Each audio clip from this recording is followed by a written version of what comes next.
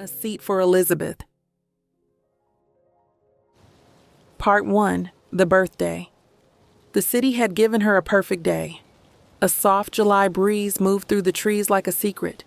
The kind of breeze Atlanta only offered after a late summer rain. Cool, forgiving, as if the air had finally learned how to exhale. The sidewalk still held the scent of wet stone and honeysuckle. The air shimmered slightly, golden from the remnants of the sun's slow descent. By the time Elizabeth arrived at Ray's on the river, the sky had already begun to turn that particular hue of evening gold, just between the last breath of day and the hush of nightfall. The lights of the restaurant glowed against the trees, tucked beside the water like a secret too beautiful to keep. She wore a soft gold dress that shimmered like candlelight when she walked. Her hair was loosely curled and romantically pinned, swept off her neck in a way that revealed the elegant line of her collarbone. Her earrings caught the light with every step. Subtle, gold, intentional. There was something magnetic about her presence, a grace that didn't ask for attention. It simply was.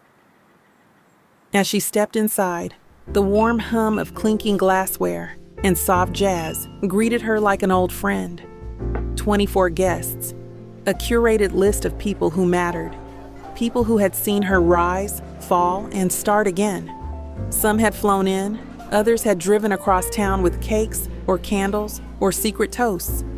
Friends from college, her goddaughter's mother, her old boss, who had once told her she was too soft for leadership, and now couldn't stop bragging about her. Everyone came, everyone, except one. Marcus. His absence wasn't a surprise. It hadn't been for a while now. There had been a time when she would have waited for his arrival, checking her phone every few minutes, making excuses to anyone who asked. But tonight, she simply smoothed her dress, smiled at the hostess, and made her way to the long table nestled near the window, where the river rolled gently by. "Happy birthday, love," called out Tanisha, her college roommate. 42 looks good on you, Liz, someone else added. She took her seat at the head of the table, surrounded by laughter, clinking forks, and stories that ran deep. The restaurant glowed in warm tones, copper lighting, gold-rimmed glasses, and a chandelier that looked like something out of a jazz-age dream. Courses arrived like small gifts. Crab cakes with lemon aioli, filet mignon so tender it melted under her fork. Glasses of champagne refilled almost magically. It was indulgent, but it was earned. She felt proud, and yet, every now and then, her eyes flicked to the empty seat beside hers, Marcus's seat, reserved, untouched, and noticeably vacant. Not one text, not one excuse this time. Just silence. She didn't say anything about it, not even to Ashley, her cousin, who knew better than anyone the weight Elizabeth had carried in that relationship. The slow erosion of being with someone who only showed up in private. The polite distance that had become their shared language. "Let it be," she told herself. "Let tonight just be." And so it was. Until dessert had been devoured.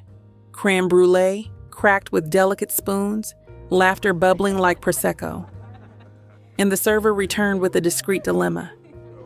"I'm so sorry," the young man said, half whispering into Elizabeth's ear. "but the system only allows 3 forms of payment per check." She blinked. 3 cards total? He nodded apologetically. The table fell into a light rustle of confusion. 24 people. Some had planned to split it evenly. Others were covering their own. A few had even offered to pitch in for Elizabeth. But with only 3 cards allowed, the logistics were about to become messy. Elizabeth stood, poised as always. She opened her mouth to suggest a plan, to handle it herself if needed, when a voice, deep and deliberate, floated across the table. "I've got it." The table quieted. Everyone turned. It was Bradley, the neighbor Elizabeth had invited, tall, with cocoa-toned skin, a calm presence, and a slow smile that had only shown itself once or twice throughout the evening. He'd sat near the far end of the table, mostly quiet, sipping bourbon, observing. He'd laughed a few times, nodded during a story, even helped pass the bread without being asked. But he had remained mostly a shadow in the glow of the evening. Now, he stood. Please, He said again, softer this time. use my card. Elizabeth's eyes widened. I couldn't ask. You didn't. Bradley replied, already pulling out his wallet. It's your birthday. I didn't have time to get you a gift. Let this be it. The server, still holding the small screen, looked stunned. The total, $7,240.12. And Bradley didn't blink. Elizabeth's heart pounded, not from the gesture, but from the ease of it. He hadn't made a show. He wasn't trying to impress. There was no need to perform.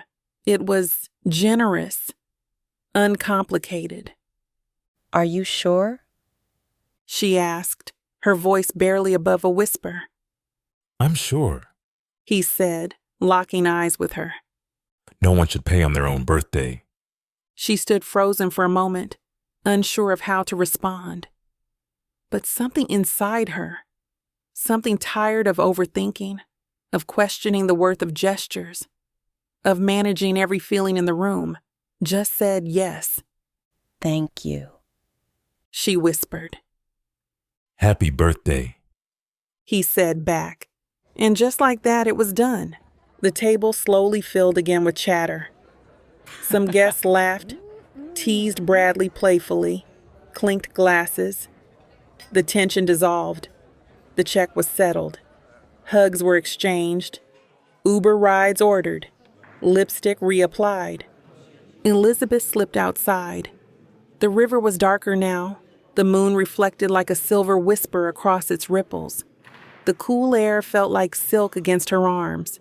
She took a deep breath. The door opened behind her. Bradley stepped out, jacket draped over one shoulder. He didn't say anything at first, just stood beside her, facing the water. After a moment, he spoke. You have good people in your life. I do. She said quietly. I'm lucky. You're loved. He corrected. There's a difference. She looked at him then. Really looked. His face was handsome, but it wasn't just that. It was the stillness he carried, the lack of need to fill every space with noise. Thank you. She said again. He nodded. I meant what I said. You deserve a room full of people who show up. She closed her eyes. That landed somewhere deep, somewhere Marcus hadn't touched in a long, long time. When she opened them, Bradley was still there, silent, patient. She didn't know where this was going. She didn't even know what to call this feeling. But for the first time in a long time, it wasn't laced with confusion or heaviness. It was just quiet, possible.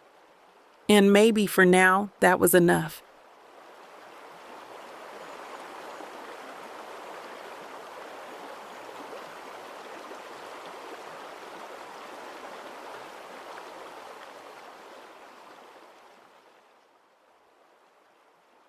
She said goodnight, but that moment didn't feel finished. Not for him. He's still lying there, thinking about the way she looked at him, the way her voice dipped just before goodbye. There's something she didn't say, something he's ready to hear now. Part 2 is where silence turns into something more.